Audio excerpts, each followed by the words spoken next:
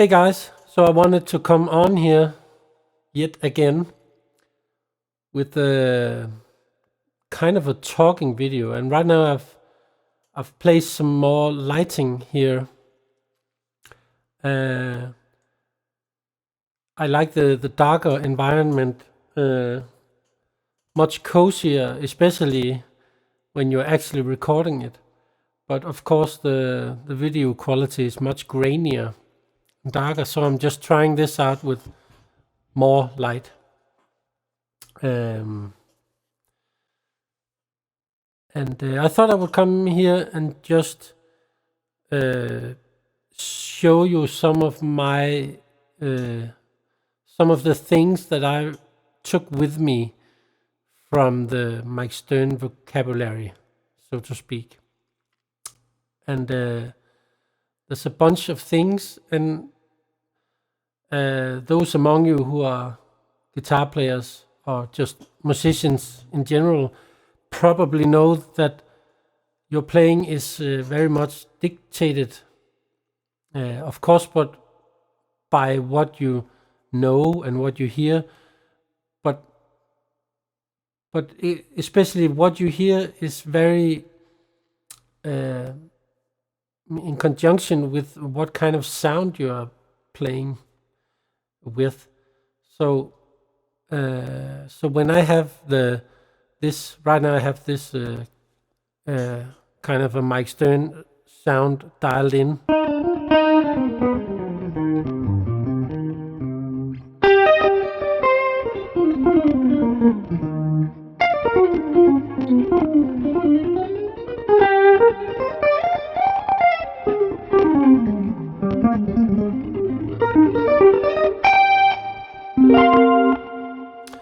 So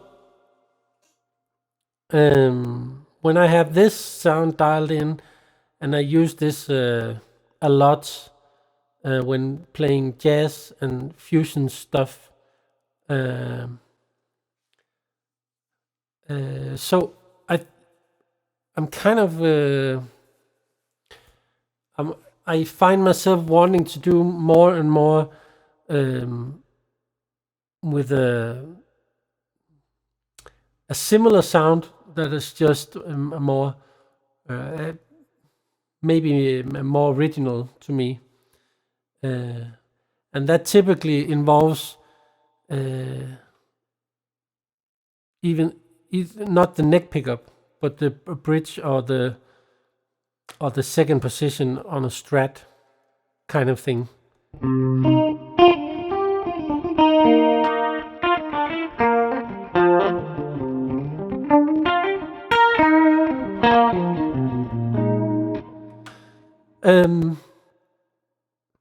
But I actually I like the second position strat style the most, and that's what I kind of do most of the time. Anyway, but this is this Mike Stern neck-based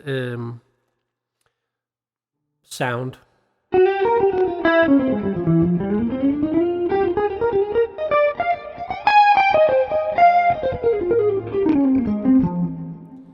And yeah, before somebody asks, I can tell you very quickly that this is a Squier Classic Vibe, readily available still. Great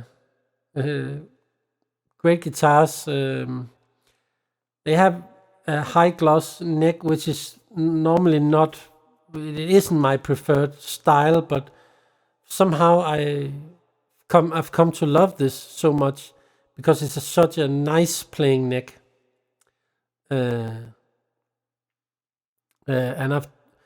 I used to have a Baja Telecaster and some different butterscotch blonde tellies, and actually now I have two of these that I've built exactly the same, and a GNL that's from Japan that's almost like this. All three of them have the same pickups in the neck. This is the Seymour Duncan Seth Lover neck pickup. And this is a DiMaggio chopper, tele chopper, I think they call them. And then I have EMG pots and switches and stuff, because I tried EMGs years ago, the system and some of the pickups in a few guitars, and already then I just noticed like they are just crazy high quality, and they feel really, really good. So actually I have in a lot of my guitars, I have EMG pots and switches and stuff like that, and many of them with a preamp in there with a battery, but just to kind of preserve the quality of the signal as close to the source, the pickups and guitar, as possible. So anyway, enough gear talk. I find myself less and less interested or gravitated towards gear, and that's actually how I used to be as a teenager. Before, I've always loved to play through stuff and try stuff, but the goal was always music and sound and emotion, and it doesn't matter if the pedal says, doesn't matter at all what it says, if it's what kind of gear you have. And I used to go crazy years ago with different pickups. I've tried so many pickups, and I have quite a few guitars with different pickups, and that's not something I go crazy with anymore. I have some that I know that I like a lot, and I don't think I will ever find the perfect pickup or sound for me, but I'm trying a little bit. So I know the ballpark of what kind of humbuckers and what kind of singles I like.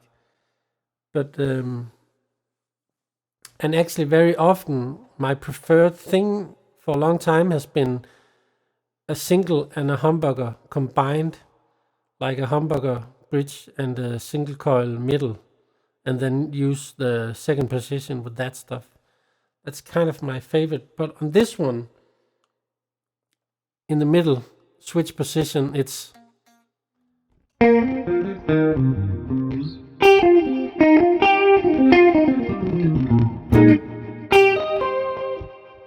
it sounds great. It has a little bit of that telly snap, but that's not really my goal for most of the time.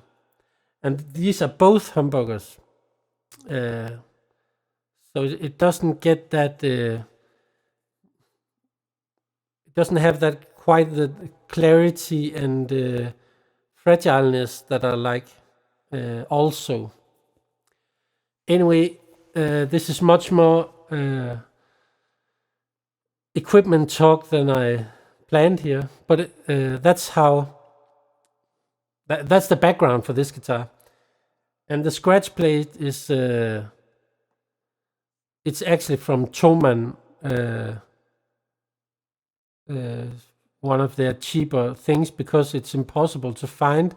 I couldn't find a Fender scratch plate with a humbucker cut out here. Kind of crazy. So this is, I forget the name, but it's a cheaper thing, but that doesn't really matter because it's just plastic, and it looks, I think it looks absolutely great. So yeah, you can always ask me gear related questions in the video, in the description comments section. So on here, what kind of wanted to in 2 days ago, I made a Mike Stern story video just talking about the influence of Mike Stern in my playing and my life and music inspiration. And so I thought it would be appropriate to do just show you some of the lines, phrasings, and licks that I have adapted into my playing. That is, and I have a lot of those coming from Mike Stern, as a lot of you know who follows this channel. I also have a lot of more bluesy kind of lines and licks in my ears and hands, and it's kind of dictated by what kind of sound I'm playing with, which genre or what stuff comes out. That was what I was trying to get at earlier here. So right now, when I have this Stern tone dialed in, it's it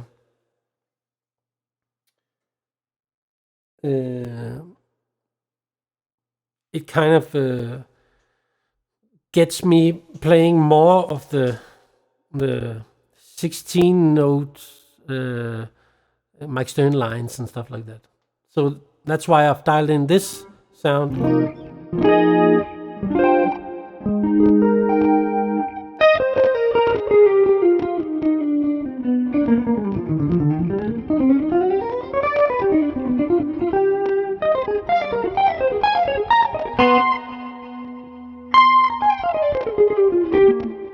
It's always,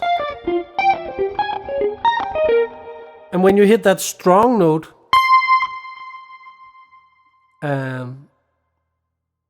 you have to be careful not to touch the other strings, which will sound pretty bad, like before.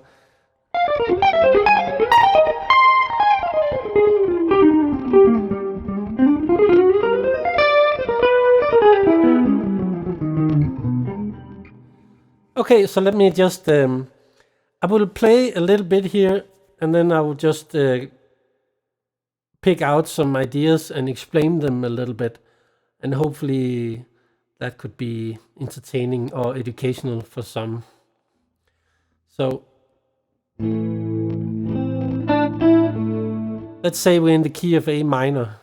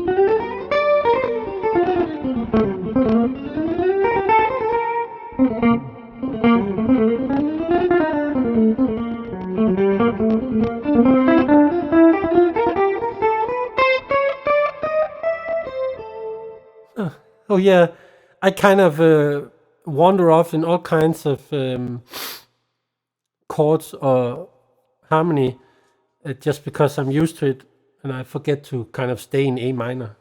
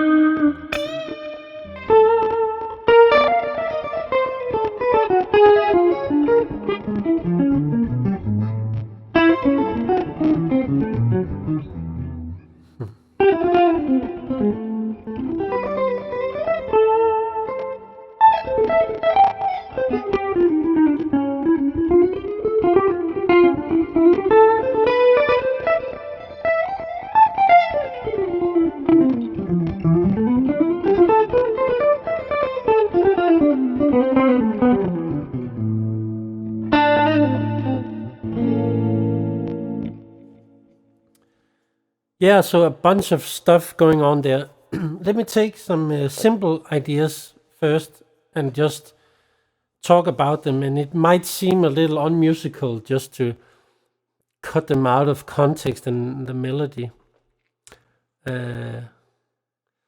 But there's so much stuff to go into here. And I've actually thought about doing an online guitar school for years and years. And I've made several attempts of recording. I have so much video lying around on doing a full guitar website course, and early on for a DVD idea. But I never got to edit that really and get it out there.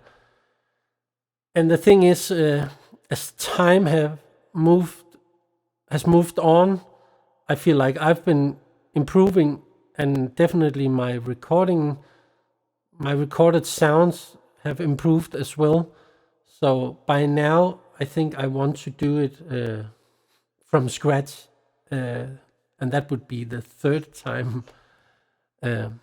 So I'm thinking about that. Let me know if you see this video, or if you know about this channel, if you would be interested in a online guitar thing. I was actually thinking about doing I was a member for a long time of the Dave Weckl drum school, and he uses a website called teachable.com, and I have been contemplating for years to do kind of the same setup, adding videos along the way on that site where you can buy access, like $10 a month or something, and then do like a secret Facebook page for the members of that stuff.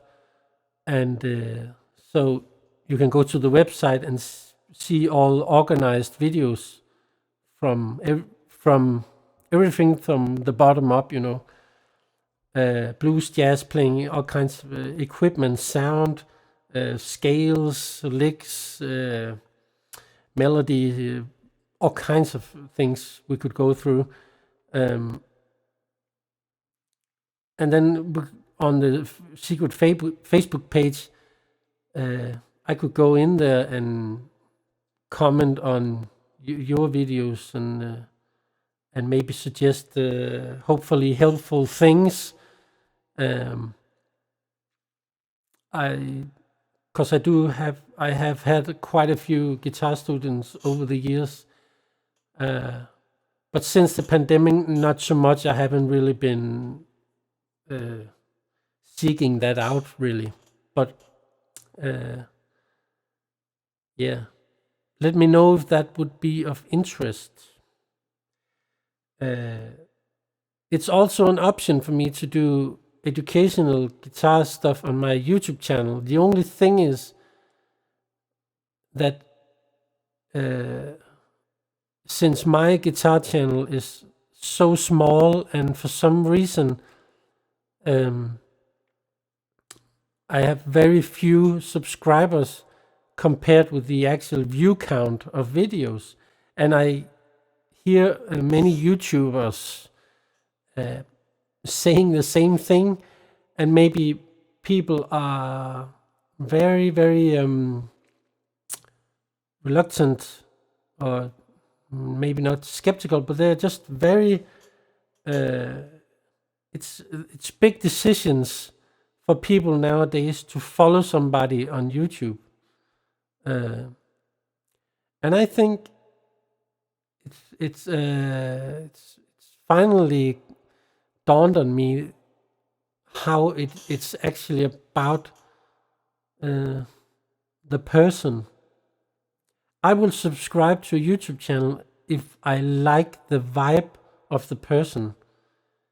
The content is important too. It has to be in the ballpark of stuff. But sometimes, even if I see videos that are, if I see videos that are in my field of interest, but I really don't like the voice or the general atmosphere around the YouTuber guy, then they won't get my subscription. And that's something that really, I think, baffles me for years and years now, that people are aggressively asking you more and more to like and subscribe the YouTube channel and blah blah blah algorithm. But the fact of the matter is that no matter how many times you ask people to do it or ask me to do it, it won't change my decision on that, because we are not on a YouTube platform to be to do favors for people. That's just really how it is. It's kind of become the stuff you support with your time and your interest has become a part of what makes your identity, like what kind of clothes you wear. So that's not gonna change. I won't be wearing a pink t-shirt, maybe, because somebody really asked me, can you please wear a pink t-shirt? It's not gonna happen. No offense to people with pink t-shirts. I've actually had a pink shirt once. Yeah, that was a while ago, but I tried it.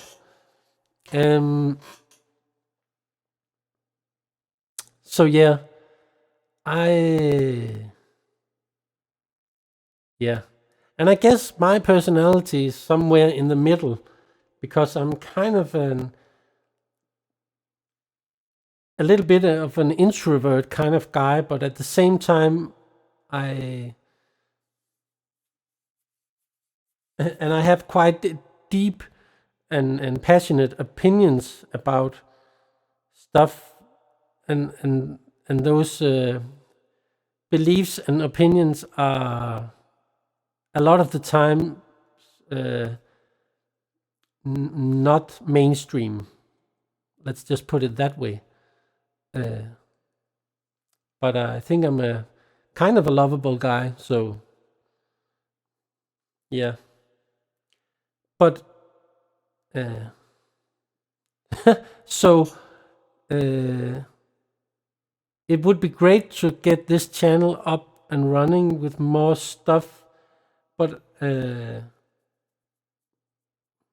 yeah, I think I will just be true to what I love to do, and it's not about numbers for me, but I would love to see it go up, of course. Not of course, but yeah, it would be nice, because the algorithm does know what kind of people to push it to. Anyway, I don't want to talk anymore about boring online specifics.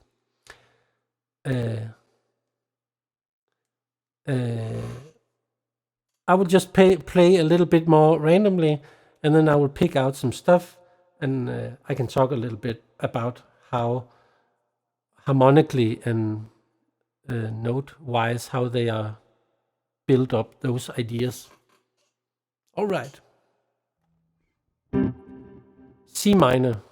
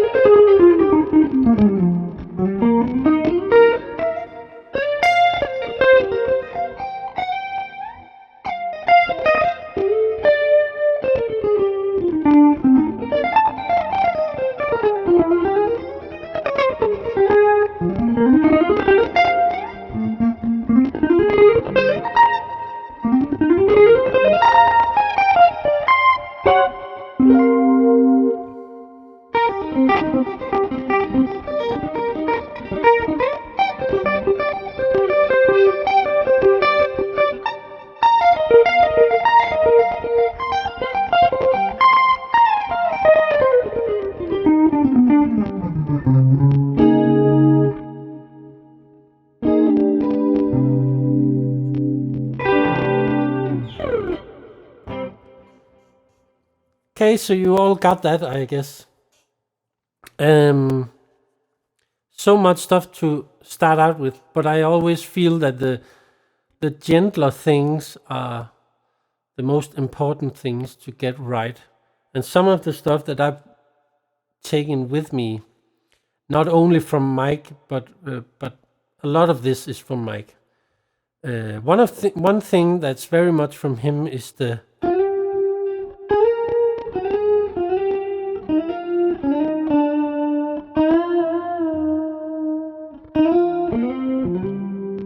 using that trill kind of thing.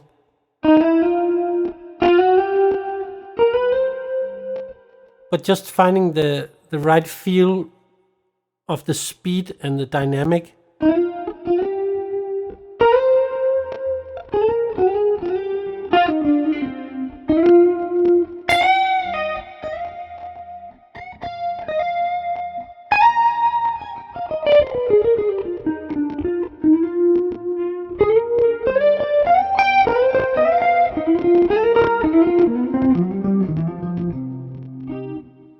Try that out maybe. A lot of guitar players are not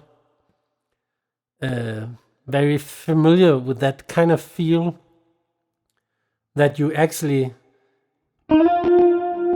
I want to accentuate the note F here. And it's very unusual for a lot of guitar players that that note won't be the actual picked note from the beginning.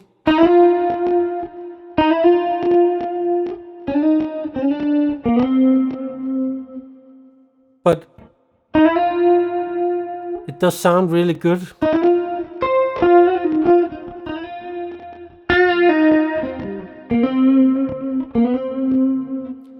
The other thing is vibrato, and I have a lot of that vibrato thing. A lot of that comes from my blues playing, and I think especially Eric Clapton is especially... he still does that, but my favorite Clapton period, which is the kind of the 90s era, even though I kind of love all of it.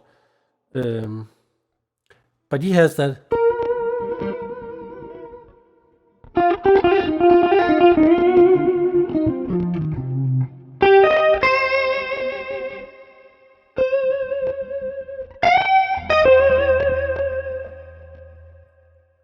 I like that stuff, but playing with this sound, it's a little bit out of context, I think. But so generally, I will play vibrato stuff at a slower pace.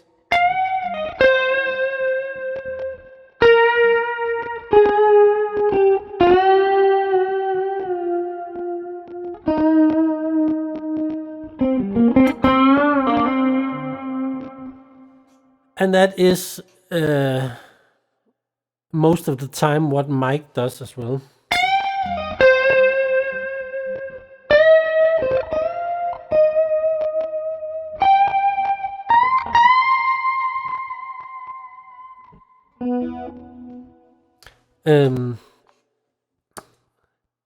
Another thing is the bending, and this all this ties in with actually educational stuff, you know. But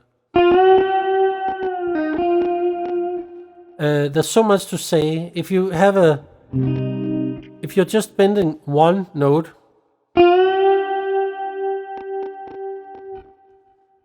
it has to be in tune, or it has to be deliberately out of tune. Or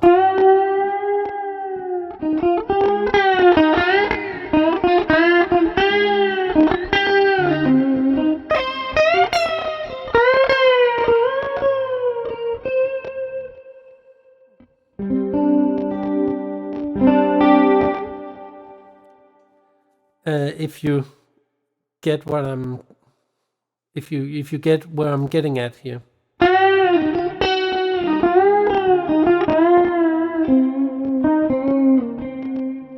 So you can do micro bends and over bending and all that stuff, but it takes you need to develop a fine tuning, the feel of your fingertips and everything, and the emotion that goes with that.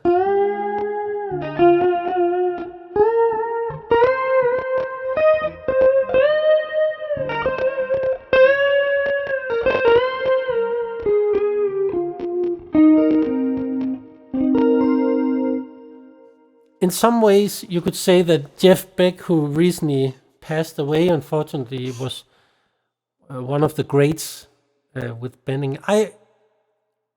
Very unpopular belief, but or opinion, but I was never very much inspired by him, because I think he just overused all the bending vibrato stuff. But he was so good at it. I have so much respect for him, and I do like some. There was some appearance in the 80s where he played with Eric Clapton and played "Cause We've Ended as Lovers" and stuff, which is really good. Where he plays a Telecaster, actually with a Gibson pickup and stuff like that, and that will always be my favorite Jeff Beck thing, because it does some crazy bends there, but they sound so healthy and great. Yeah, I guess what I'm getting at is that I'm not such a big fan of this whammy bar vibrato system in heavy use. It's never really been my preferred sound, but it might be yours, and that's cool. But the way I do, I pay attention to bends in detail, so much detail, and bend and vibrato, like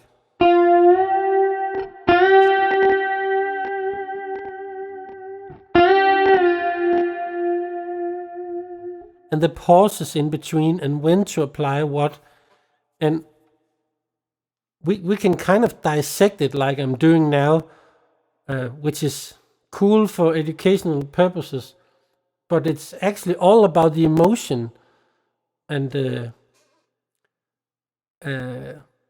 all this stuff helps a lot. The best thing you can actually work on is your connectedness with your own emotional self. That's always been my approach. And then the technique doesn't really matter that much. And that's just how music is, and that's why music is so wonderful. Mistakes can be the most beautiful line you've ever played or whatever. It doesn't... Yeah. There are rules, but there are no rules. There are just guidelines for what we consider consonants, sounds. But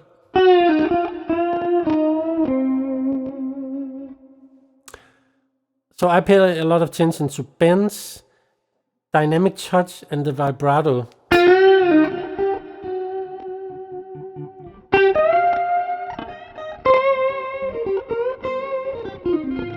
Like if you play like really desperate, expressive things, pinching the string, but doing it at a very low volume, it will have a really special kind of...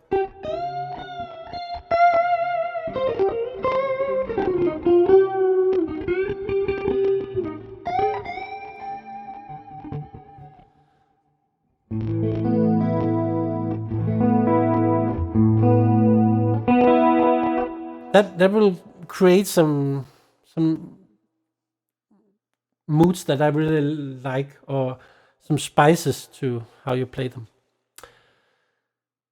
Okay, so that's kind of the basic, the musicality part of it, in my opinion.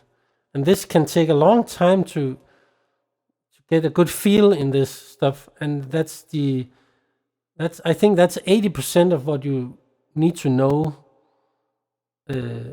and work on.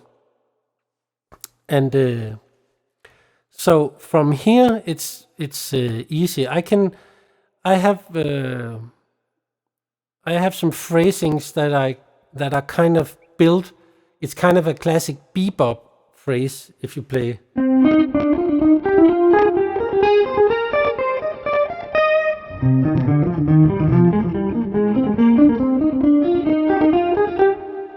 But actually, it's a kind of an exercise, grown out of an exercise for me, that, let's say we're in C minor.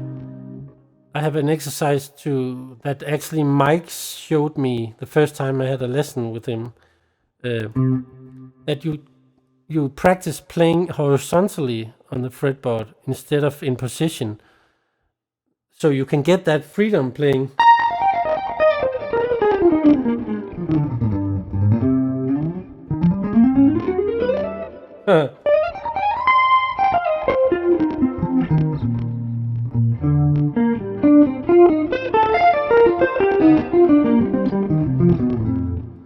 But just getting horizontally around the neck. So the exercise, just very briefly, is kind of like in C minor, play from the lowest place you can in the scale.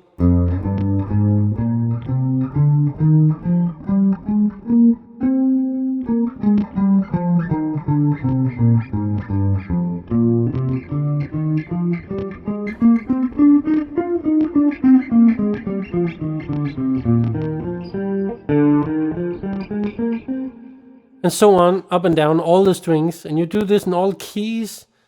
Start slow and build up the tempo up and down in all keys and all the scales you want, That can really get you going. So, and then you can embellish that with extra notes around that chord tone or that scale note. So that could be one from above in the scale tone from above.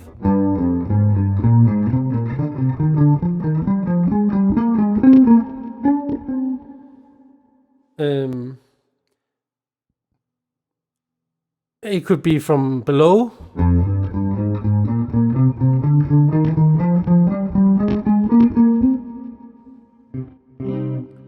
it could be combined.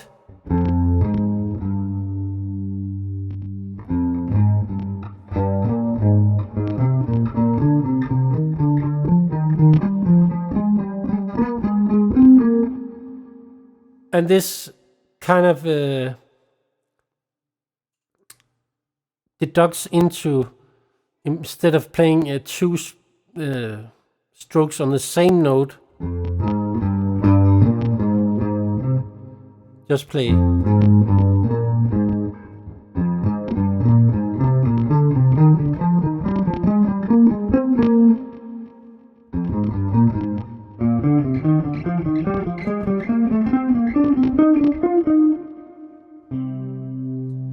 Then you can play like patterns.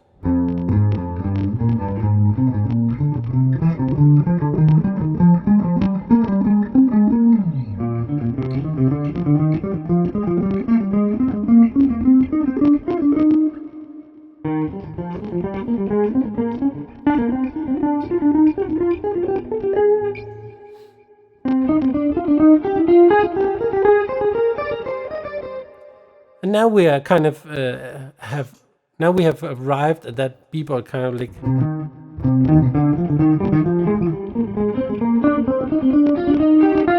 And then you can play it in position, you can play it in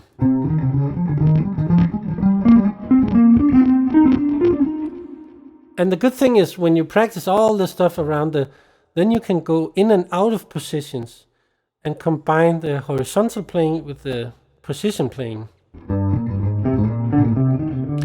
And then you can break out and play in position in unusual positions, because the two most common places for C minor would maybe be around here.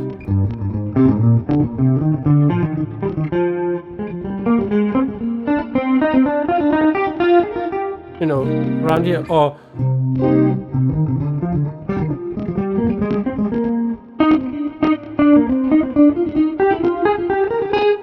and so on here.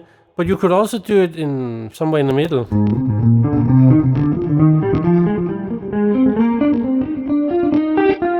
Or maybe here.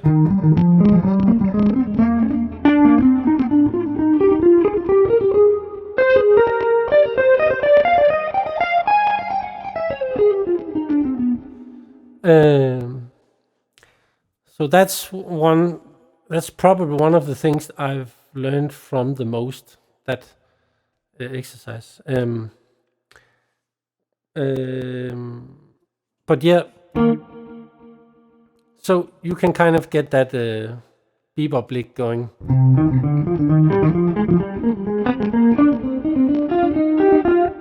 Then there's also playing, for instance, triads, two triads alternating. There's so many options here. I'm just gonna pick a few random things here, like B flat triad to C minor triad. And that's all it is, and then just keep playing up in inversions. So you have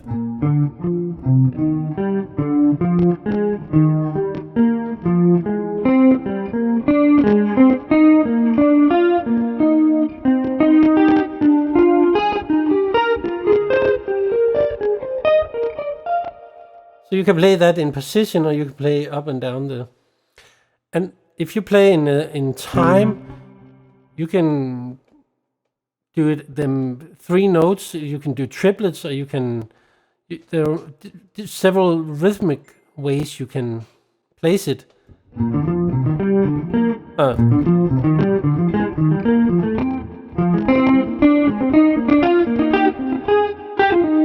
Or that's a lot quicker.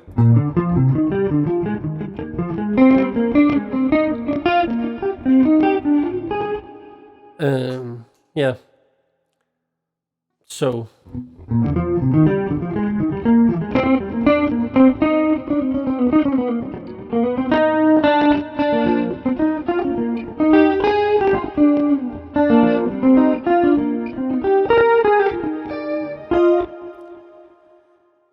That's one thing. Another thing could be intervals.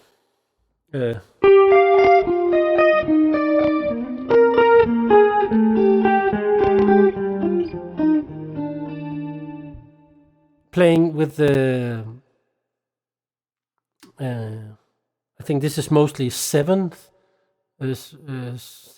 intervals. Minor seventh, major seventh, minor seventh, minor seventh, minor seventh, major seventh.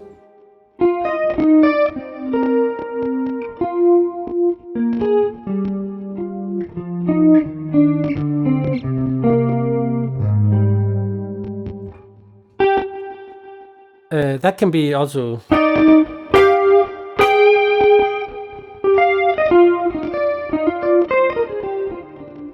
one of Mike's songs.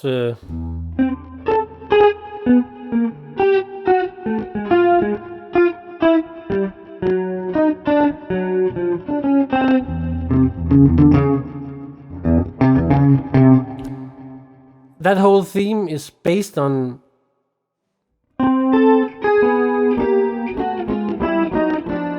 that interval. Just one thing. Another thing could be another kind of lick that I think Mike got from Michael Brecker. Is kind of it sounds like a diminished lick, but it's kind of a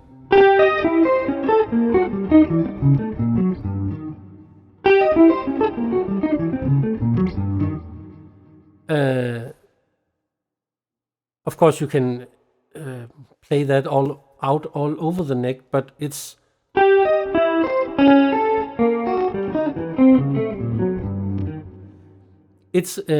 minor sixths going down in minor thirds, so it's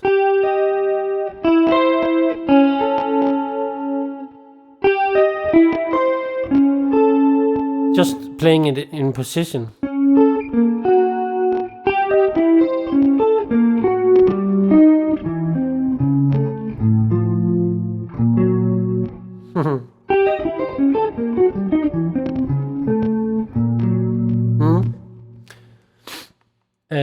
That can be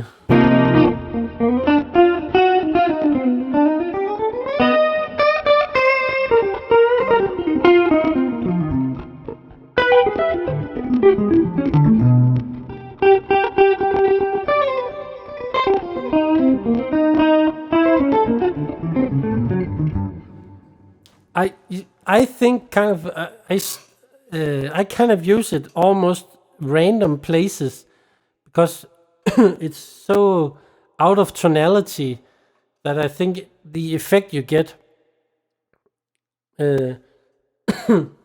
is cool almost everywhere, depending on what kind of emotion you want to bring. Then let's take some of the classics, the Mike Stern thing.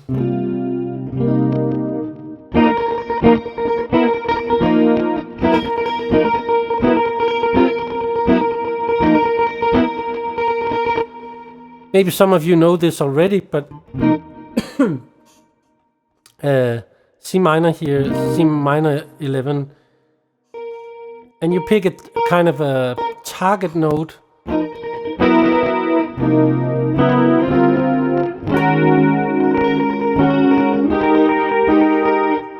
There's so much you can, so many voicings you could do. The better you are with voicings,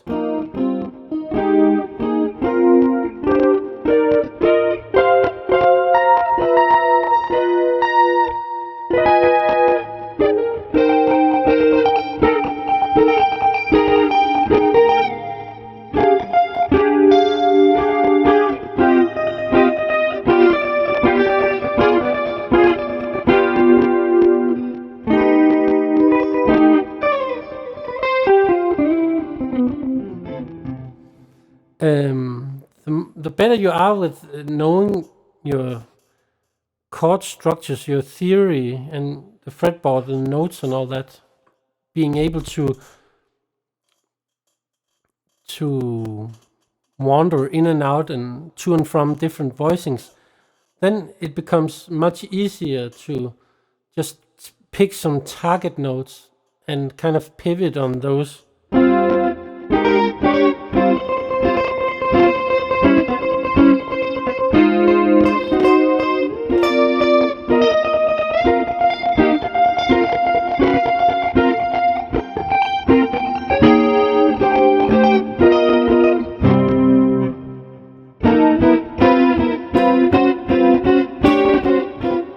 Yeah, so that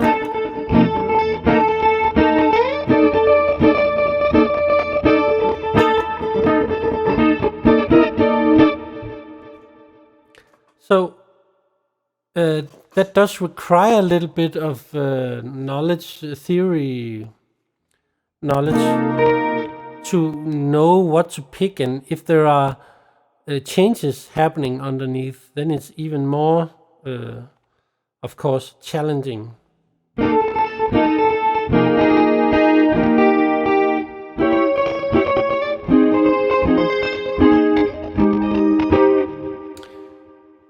Yeah.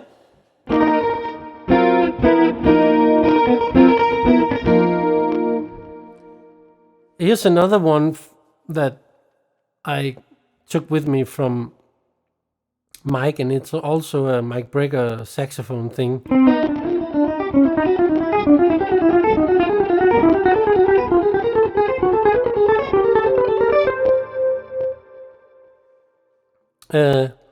I actually know Mike plays it. One of these notes are different, but I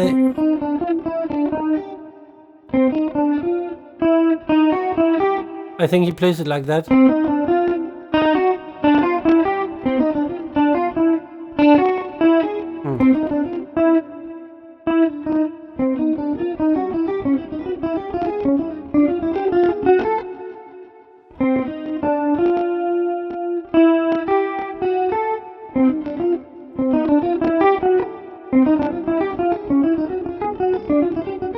Something like that, but years and years ago, I kind of just molded this into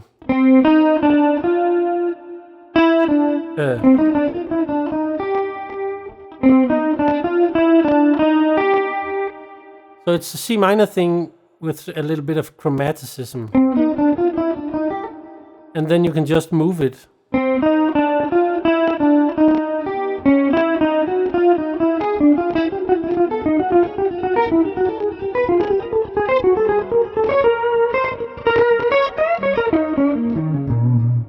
And that's cool to, can be a very nice build up, like tension, build up, and then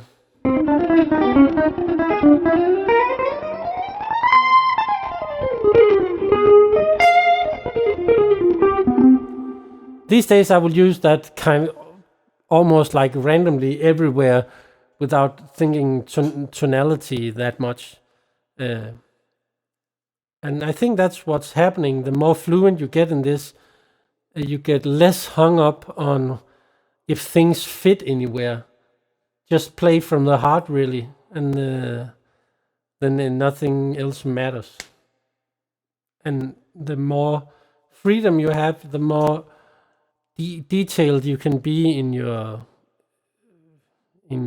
expressiveness. That's kind of what it is.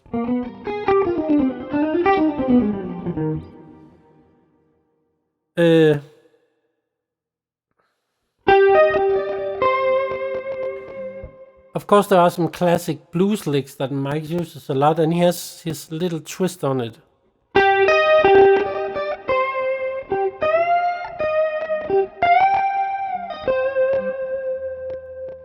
And I often like this kind of thing, thinking about, just for a moment, this kind of chord-on-chord theory, to put, if we're in C minor, I'll just play a little bit of this kind of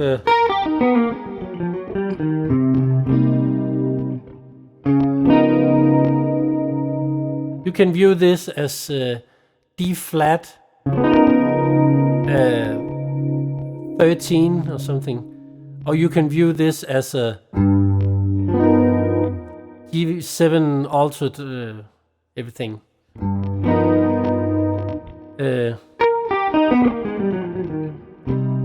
But it can be a very nice thing to spice up your lines. Just playing like these changes are actually there without them actually being there. So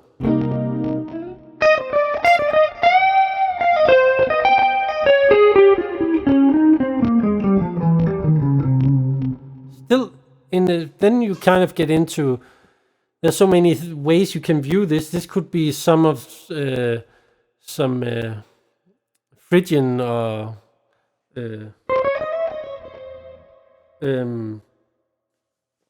depends on what you choose, of course. But the idea of playing something,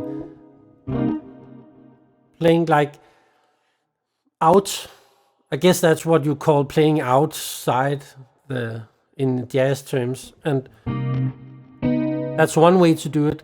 Playing like there's another chord under, or there's another chord on top of the real one.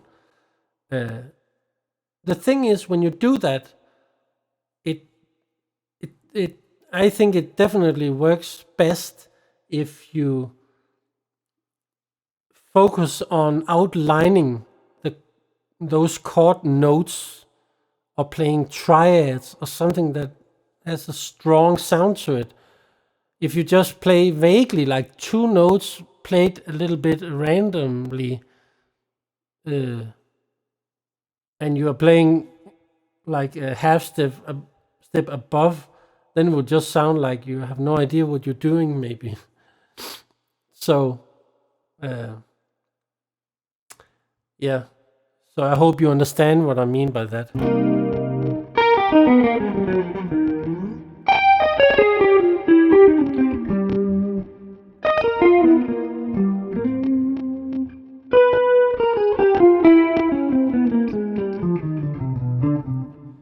Okay, so another thing is the constant, what I would call dominantization of chords.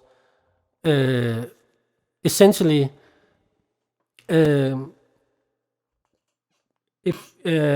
you have a chord change to the fourth, like from C minor to F minor, it's very common for me and for many other players, and very common for Mike Stern as well, to alter that so you get a C7 major altered chord going to the F minor. So treating the F minor as the new one. So you're actually playing that C minor that used to be the one. You're treating that as a 5 chord to a new one. And this is kind of basic jazz theory thing. And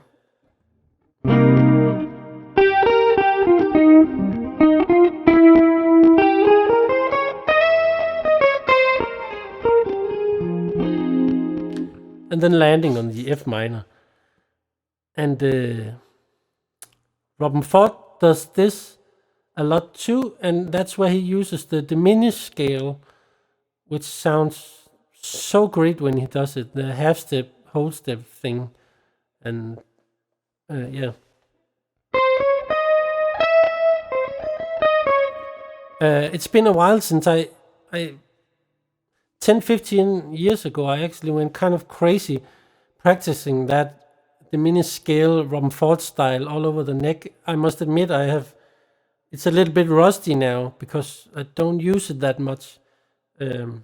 It does really sound great, but even though we're talking Mike Stern here, actually my focus for a few years now has been, I'm actually, as you may know on this channel, I'm much more into a little bit slower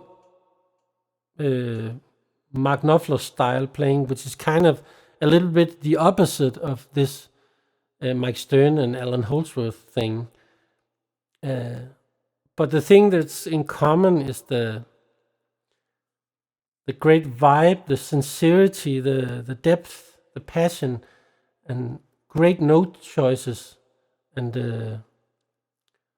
so I'm trying to combine those things. So I'm not really, it's not so much a passion of mine to keep a lot of chops going with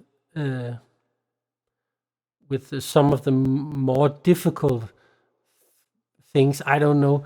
I prefer to just these days I prefer to actually focus more on recording great sounding things to my ears than just becoming more skilled all the time on soloing. But we're all in different parts of our lives, and we all have different wishes, and But that thing of playing, treating that C minor, changing that to a C7 altered with flat 9 or sharp 9.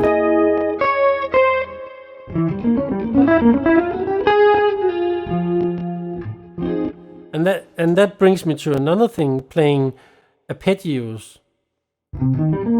C minor here.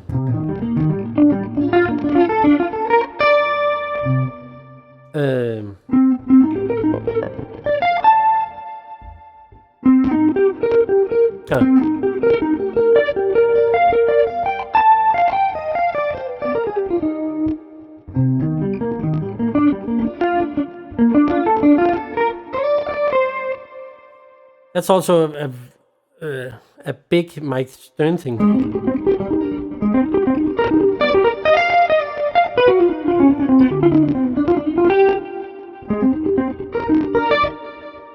Like here, doing this for years and years now,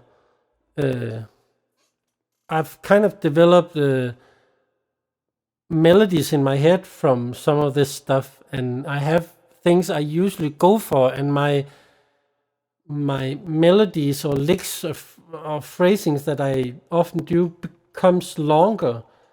So to me, if a lick or phrasing is not just, that can be the whole part of this sequence.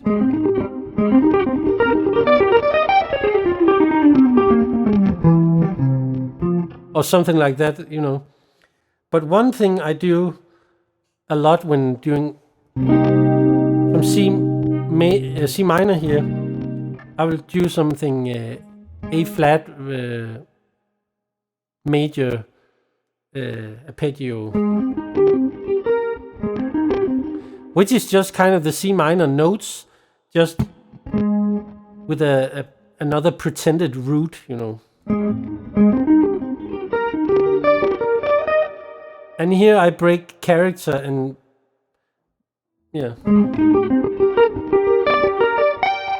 because then you should continue with the.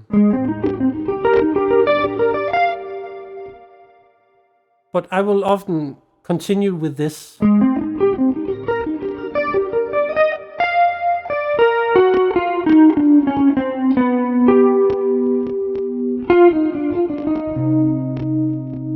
So I'm going from the A flat major,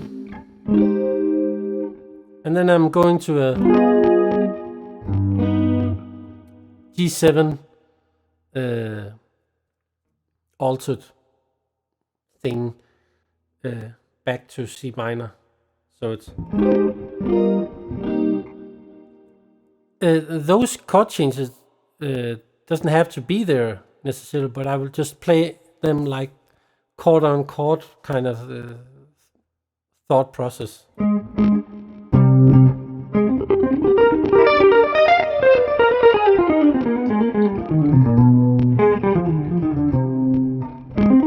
Or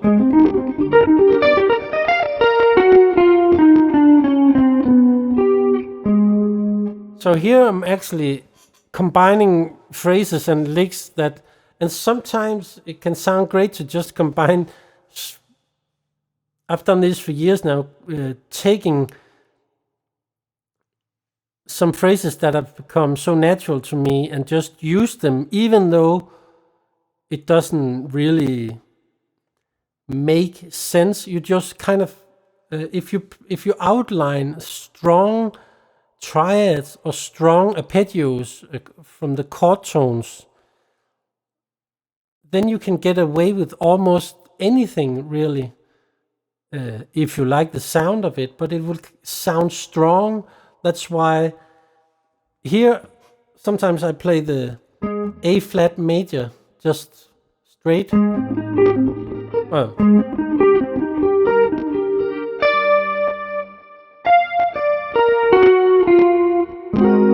Then I'm changing it from A flat major to an A flat 7 or 13 or something. So, okay.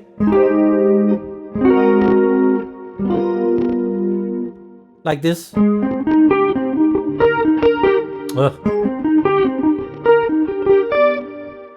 Excuse me. Okay.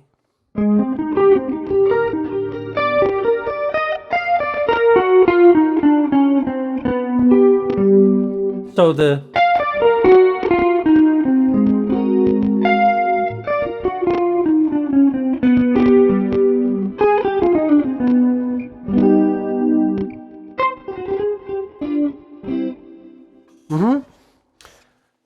that can get so much more involved, but that's and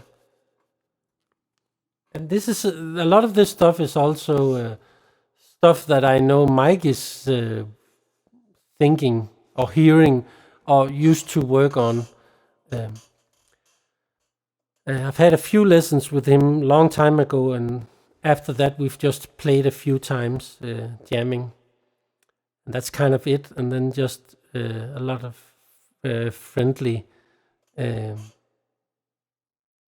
hanging out. Yeah.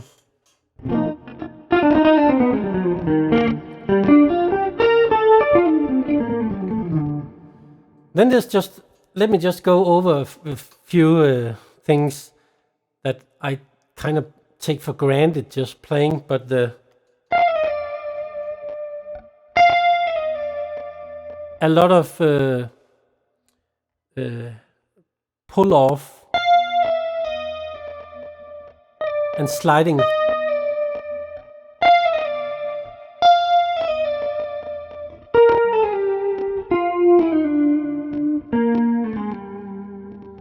Works well in conjunction with the very first thing we talked about.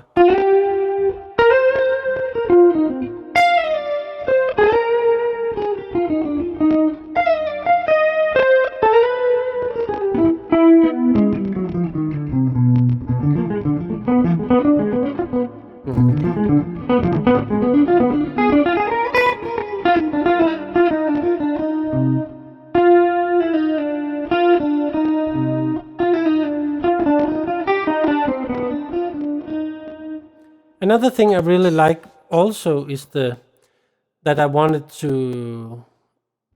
has become kind of a little bit of a lick as well from that dominantization of the C minor.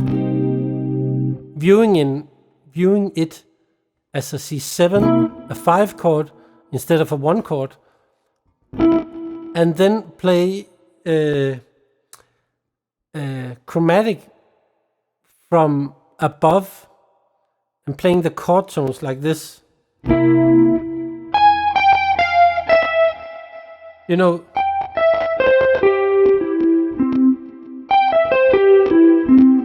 those are just like completely a C chord. If you add or embellish that with one chromatic from above,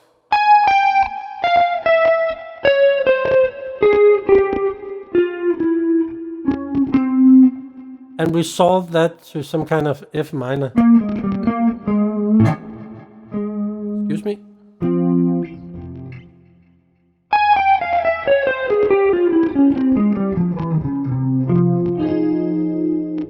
that's a sound, especially if you have some reverb or delay hanging over, that can sound, I think that sounds really beautiful as a transition thing. So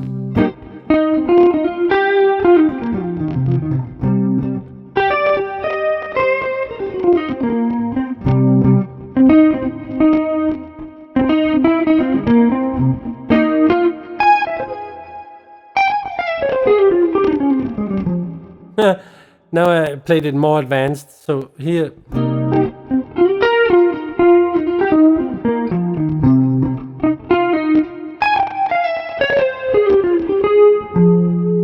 Or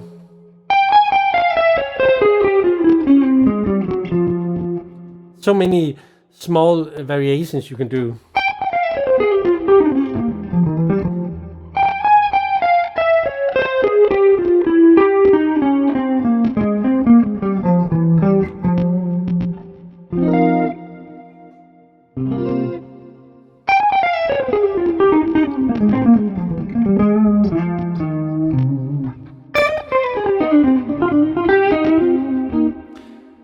And after using that for many years, I also just, I'm starting to kind of, it's become a little bit almost of a lick. But the theory behind this, I will do this just on a 1 chord, just staying on the C minor and playing this, and then just actually outlining the G7 chord.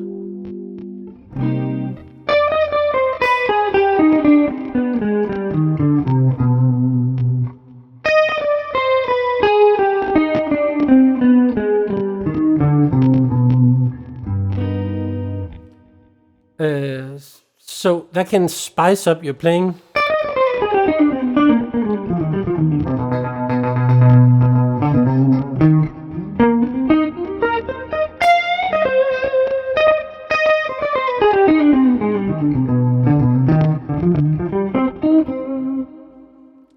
Yeah, I'm doing some of this stuff pretty fast, I guess.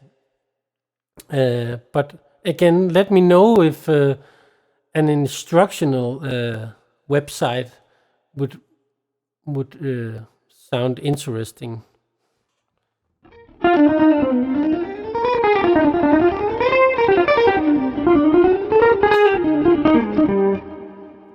So another thing is ending lines like this.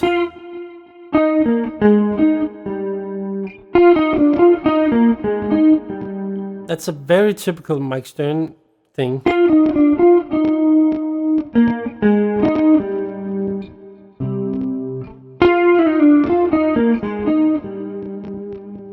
And it can be kind of be played different places.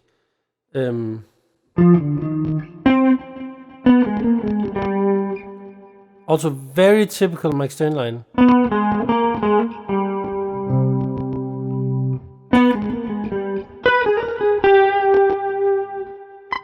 Oh. This chord is in the way.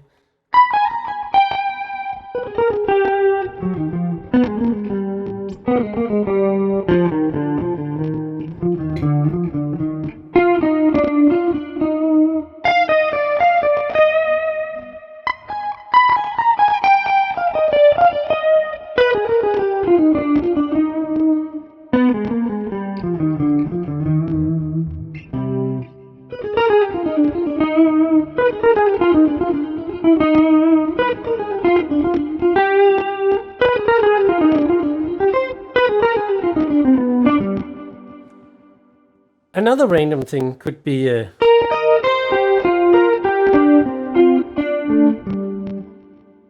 this is intervals again, like going fourth intervals, going down in minor thirds. That's one way to play it.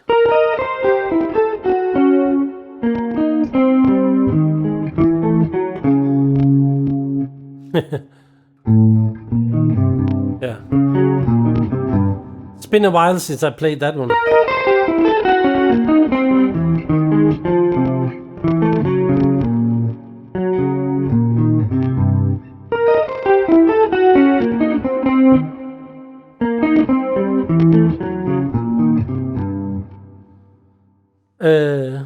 can sound pretty cool. And at some point I started that out, and I just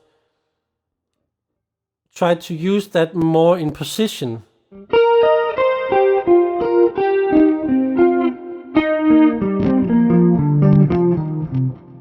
So it's more like a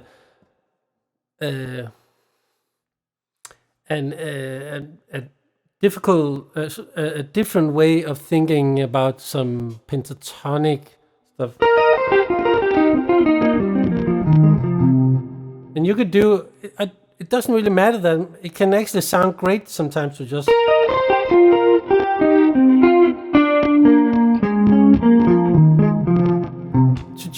change, and then we, harmonically speaking, we're getting out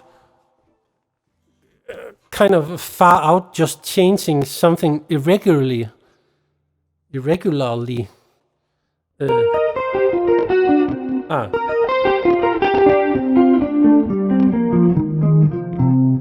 But it can actually sound great just messing around with that, I think.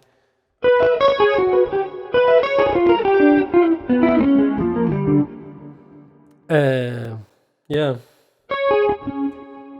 Then there's also a thing I picked up from Mike one time that was still C minor here,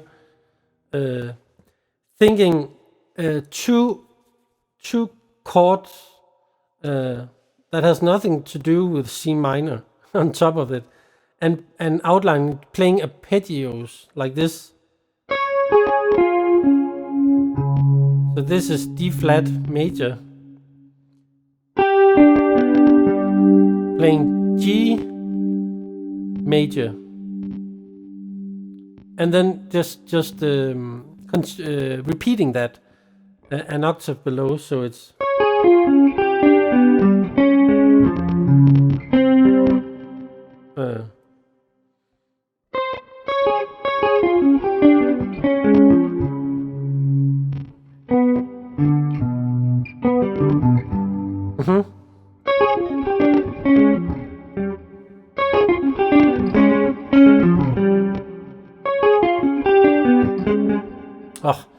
I think the hardest part is actually playing all that arpeggio stuff with nice relaxed picking, but precise picking.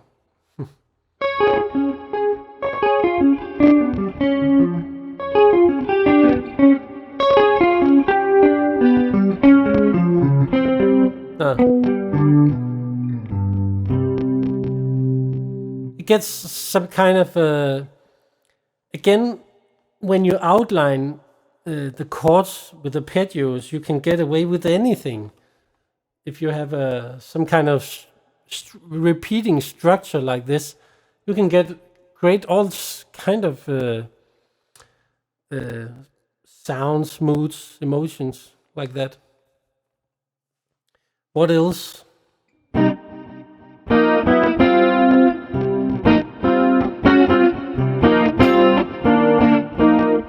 Yeah, a lot of fourths voicing.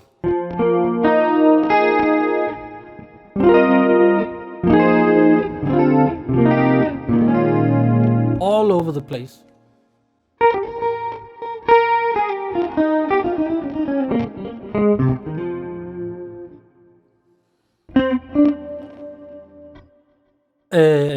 I've probably left out a lot of stuff. I can show you a few favorite Mike Stern voicings that he uses a lot. One of them is if I'm in C minor.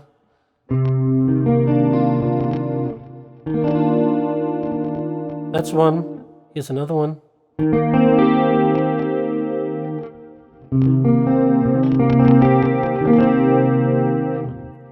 That's almost kind of when that particular voicing is a little bit Andy Summers like, or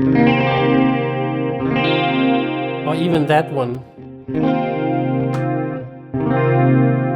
you know. But this is the Mike voicing.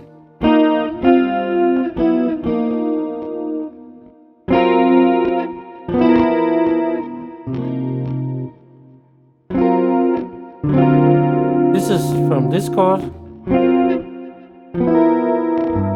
This is from the G chord and to C minor 11.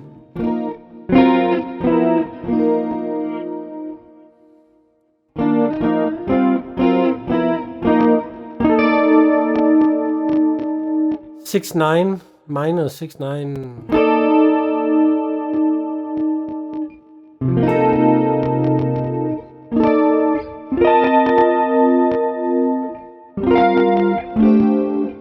And this one all over the place. And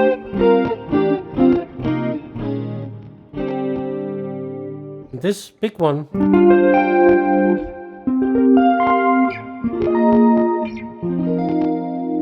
I think Mike got this from, was it a Mickey Baker book or something, or Mick Goodrick, or I forget who, he in some interview he talked about this. This one, and here's another one that I don't remember if I've heard Mike play this next voicing, but I've been using that for years. Seems to me like an obvious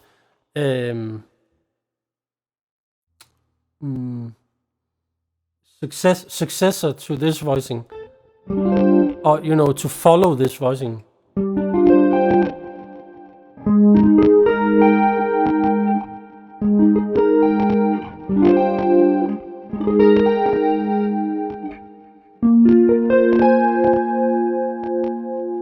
I've never heard Mike play this kind of voicing.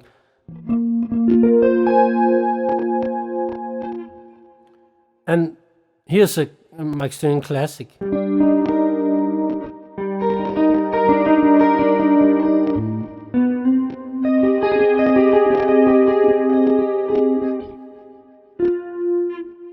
Oh.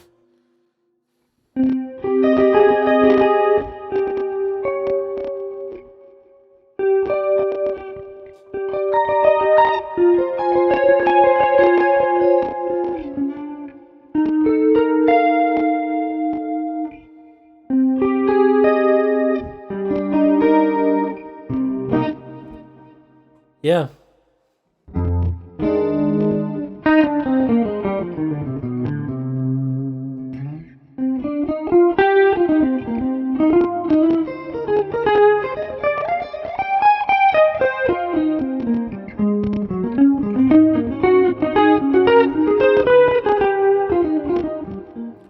I'll just play a little bit on Mr. P's C minor blues and using some of this stuff, and we'll call this a video.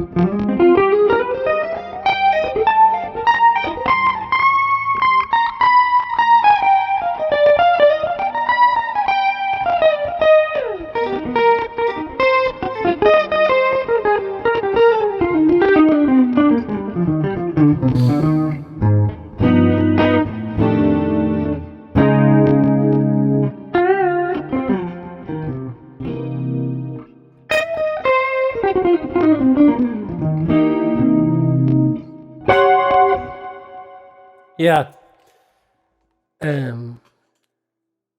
I don't know. This video has been a little bit of a mix and a mess of all kinds of things. But I hope you could get something out of it. Okay. So, see you next time.